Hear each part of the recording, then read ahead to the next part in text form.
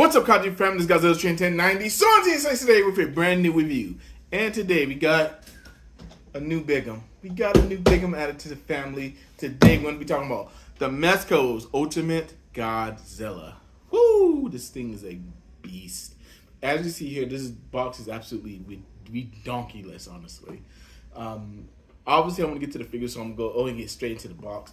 But obviously, when it comes to Gigantics, for the most part, I have one of every incarnation in my collection so far. As far as Showa, Weewa, Millennial, but I don't have a Heisei in my collection no more. But until I got this, I did have the Gigantic 1989 Godzilla, but I actually did give that to. Well, I sold that to a really good friend of mine, and he's in his home, nice and happy. And I've had this on pre-order for a while now, actually. And I finally decided, you know what, I'm just gonna bite the bullet and get it, because I honestly did feel the uniqueness of this piece.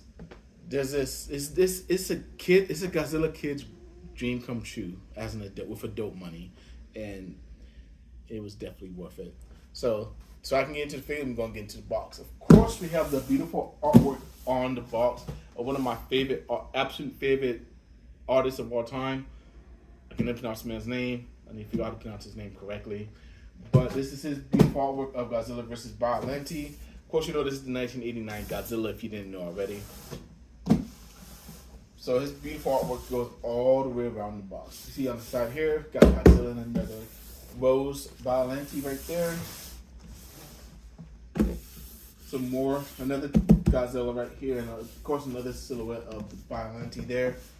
And of course on the back we have the actual figure itself. So of course it shows you everything that it does. Light up mouth, light up dorsal fins, and here he is, the Mezco Ultimate Godzilla. So of course, first thing we'll look at here is going to be the face. This face does look pretty screen accurate, not super duper exactly off the screen accurate, but honestly it does look very nice, especially for the type of figure that this is. Of course, they have the yellowish brownish teeth, of course the pink gums. Of course, one of my favorite things about this figure is the mouth is articulated. I mean, who doesn't love a closed mouth Godzilla? And he doesn't love even more having the option to have both versions of a closed mouth and also open mouth Godzilla. I don't know why they didn't add the 70th anniversary. So of course, this thing is mainly made out of, I want to say kind of plastic. It's kind of a plasticky material, but they did make sure to definitely get all Godzilla scales in line as well. As much details that they put in there.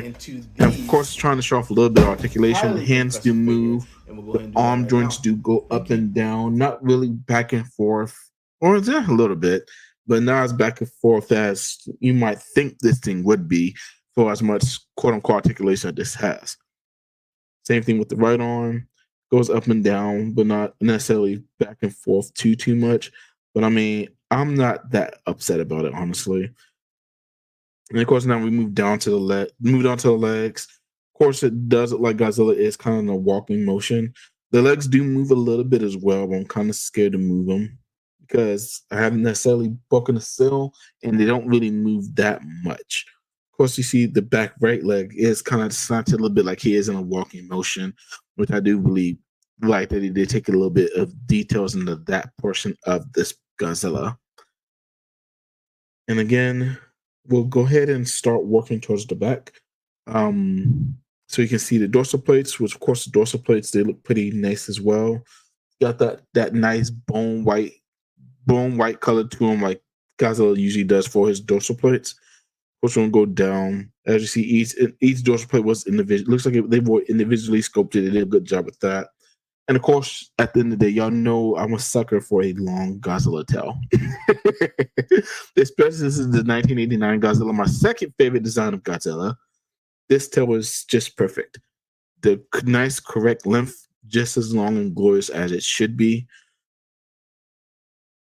But they really didn't. I mean, like I said, it is kind of plastic, and the tail actually is made of rubber. So they packed as much detail as they can with the material that they were actually using to make this figure. But of course, I noticed a little bit more to show you with this guy. I actually do need to go ahead and show off all his other features, because I didn't get him from just articulation, if that's what you thought. I definitely got him for Also, everything else that he can do. For example, like it's shown here, you can see that this Godzilla does. Of course, if you saw on the back of the box, this Godzilla does have some other features with him. For example, of course, as you can see here, when you press the top of the head here, you'll see his dorsal plates start to light up, and he actually does roar. You can definitely hear it in the video. And he has a couple different settings, roaring with the dorsal plates lighting up. Another setting where I'll turn him a little bit just so you can get a really good look at him. You can see the dorsal plates kind of light up and kind of pulsate. If it was a little bit darker, you'd probably be able to see a little bit better, which I'll probably try and show some pictures here so you can see how it looks when it actually lights up. And of course, he has the atomic breath sound in there too, which I think is awesome. And then the last feature you have for him is he roars his dorsal plates light up, and then he lets out his atomic breath. So I think is awesome. Because of course I know with the new Jada Godzilla, that one does have that feature too, and actually does blow out smoke when you put water in him, which honestly I think is pretty cool. But beggars can't be choosers. And of course we have the first size comparison with the gigantic Spiral Studios legendary series. I think I forgot what series it is. I'm having a brain for it, but this is GMK from that line. And of course, GMK is kind of towering over him. As you see, the GMK is not a slouch whatsoever. He is huge compared to this 89. But granted, you can see how big the 89 really is. So when you do get him in your collection, make sure to have a spot for him because he's going to definitely command some space on your shelf or whatever table that you do have him sitting on for the duration of your time of having him. But I mean, he does a great with this guy. And of course, I know I don't have that many gigantic, so I actually will do one more size comparison so you can see how big he really is against this version of Godzilla.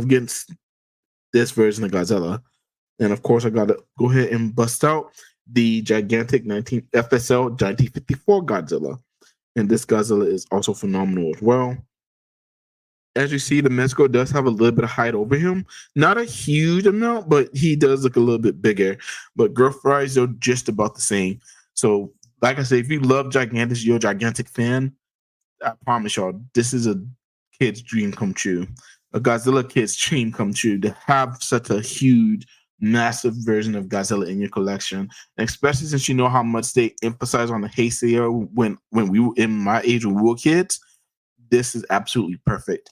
This is honestly just a gigantic Tripmasters figure, honestly. With that looks a lot better. Which granted, I do love my Tripmasters that I still have, but this is just a gigantic version of that with the 89 Godzilla. All right. That's all I got for this review, guys. I'm pull the camera back and give you my closing thoughts on this figure. Thank you.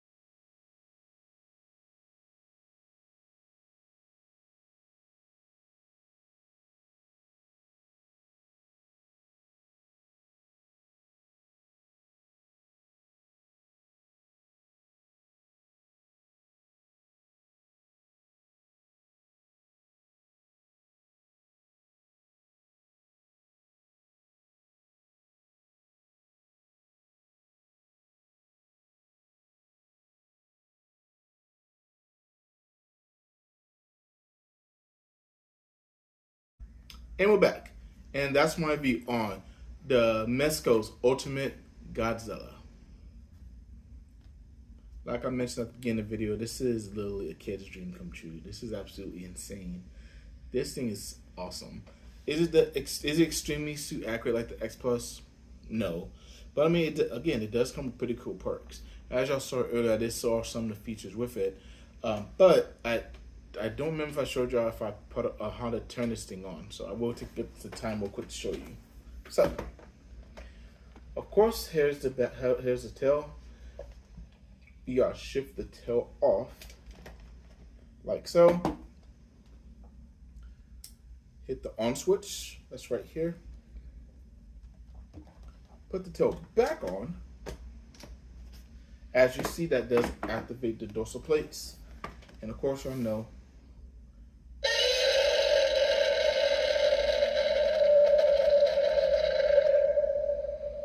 There you have it. You definitely got this guy activated and ready to, I guess, destroy your house. I guess Tokyo. I don't know. Whatever you want this guy to do in your collection, you definitely have an opportunity to do that now. And again, like I said, really what sold me on this was the activation of the roaring and also the light up dorsal plates. And as y'all saw, he actually does have an atomic breath too, which I think is absolutely awesome. So everything about this figure is pretty cool.